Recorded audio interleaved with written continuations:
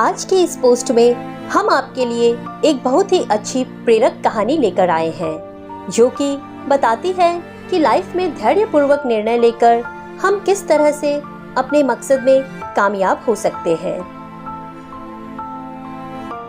नमस्कार साथियों, आज के इस लेख में आपको एक हिरन की कहानी बताने जा रहे हैं जिससे कि आपको कुछ सीखने को मिलेगा।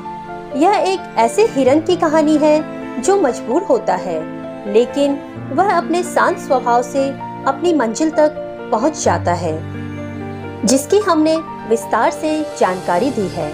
दोस्तों, ये जो कहानी आज मैं आपको सुनाने जा रही हूँ, ये कहानी आपकी जिंदगी बदलने की हिम्मत रखती है। बस शर्त यह है कि आपको इस कहानी को थोड़ा ध्यान से सुनना पड़ेगा।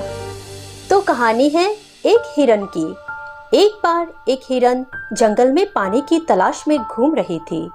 उसको बहुत प्यास लगी हुई थी, इसलिए वो इधर उधर पानी की तलाश में भटक रही थी। वह पानी की तलाश में काफी देर तक भटकती रही, लेकिन उसे कहीं पर भी पानी नहीं मिला। थोड़ी देर और जंगल में इधर उधर भटकने के बाद वो एक पेड़ के नीचे जाकर बैठ जाती है। तो इतने में उसे नदी के बहने की आवाज सुनाई देती है। तो हिरन उस पेड़ के नीचे से उठकर फौरन पानी की आवाज की तरफ आगे बढ़ती है। तो वह देखती है कि उसके सामने एक बड़ी सी नदी बह रही है। जैसे ही वो हिरन नदी को देखती है, बहुत खुश होती है, मानो उसे फिर से एक नई जिंदगी मिल गई हो।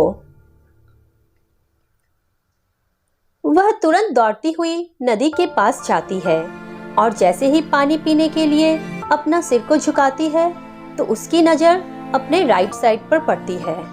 वह जैसे ही अपने राइट में देखती है तो उसे एक शिकारी नजर आता है, हाथ में तीर लिए हुए निशाना तान के खड़ा हुआ।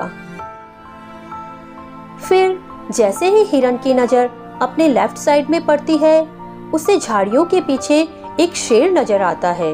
अब हिरन पानी वानी सब भूल जाती है। फिर वो पलट के पीछे देखती है तो उसे भयंकर आग लगी हुई दिखाई देती है, जो कि धीरे धीरे उसकी तरफ बढ़ रही थी। अब हिरन जाए भी तो जाए कहाँ। बेचारी हिरन राइट में देख रही थी तो शिकारी नजर आ रहा था, जो कि निशाना तान कर खड़ा था, और अपने लेफ्ट में देख रही थी तो शेर खड़ा नजर आ रहा था, और सामने गहरी लंबी चौड़ी नदी अपने तेज वेग में बह रही थी और पीछे आग लगी हुई थी। मतलब उसके लिए चारों रास्ते बंद हो चुके थे, चारों तरफ से मुसीबत आ चुकी थी। अब हिरन सोच में पड़ जाती है। अब वो यह सोचती है कि चारों तरफ से मुसीबत आ चुकी है तो मैं अपना काम करके क्यों ना मरूं, क्योंकि मुझे वैसे भी तो मरना है, तो मैं पानी पीकर क्यों ना मरूं। इतना सोचकर वो हिरन अपना पानी पीने में लग जाती है। लेकिन थोड़ी देर के बाद जैसे ही हिरन पानी पी रही थी, उतने में ऊपर से काले बादल छा जाते हैं। बादलों से बारिश होने लग जाती है। तो जो आग लगी हुई थी वह आग बुझ जाती है और पानी के कारण शिकारी का निशाना चूककर शेर को लग जाता है और शेर की नजर पड़ती है सीधा शिकारी पर। तो शेर शिकारी के पीछे लग जाता है। जैसे ही हिरन पानी पीकर अपना सर उठाती है तो वह अपने राइट में देखती है, उसे शेर भी नजर नहीं आता। वह अपने पीछे मुड़कर देखती है तो जो आग थी वह बुझ गई, मतलब सब कुछ सामान्य हो गया। दोस्तों, इस कहानी से हमें यह सीख मिलती है कि हर इंसान की जिंदगी में जब प्रॉब्लम आती है तो चारों तरफ से आती है, जिसके कारण इंसान घबरा जाता है, डर जाता है।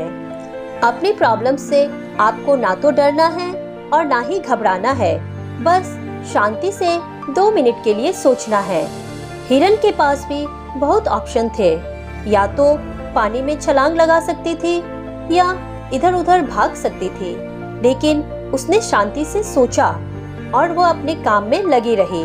वो पानी पीने आई थी और पानी पीने लगी। इंसान भी अपनी कामयाबी से थोड़ी दूरी पर रहता है। उसे मुसीबत दिखना शुरू हो जाती है, घर की प्रॉब्लम या पैसे की प्रॉब्लम जिसके कारण वह कुछ भी नहीं कर पाता है, घबरा जाता है, डर जाता है। इसलिए आपको ना तो घबराना है और ना ही आपको डरना है, बस अपने काम पर बने रहें। प्यारे दोस्तों, यह मत सोचना कि यह दुनिया क्या कहेगी, क्योंकि अगर आप कुछ कर गए तो एक दिन यह दुनिया आपको देखेगी। मेरे दोस्तों, उम्मीद करती हूँ आपको यह कहानी अच्छी लगी होगी।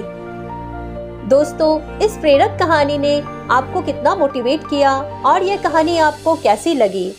अगर इस कहानी से कुछ भी सीखने को मिला हो तो हमें कमेंट में जरूर बताएं और इस पोस्ट को अपने दोस्तों के साथ सोशल मीडिया पर शेयर जरूर करें। और सबसे महत्वपूर्ण कि हमारे चैनल को सब्सक्राइब करना बिल्कुल ना भूलें। मिलते हैं अगली इसी तरह की कहानी के साथ। तब तक के लिए टेक केयर, बाय बाय।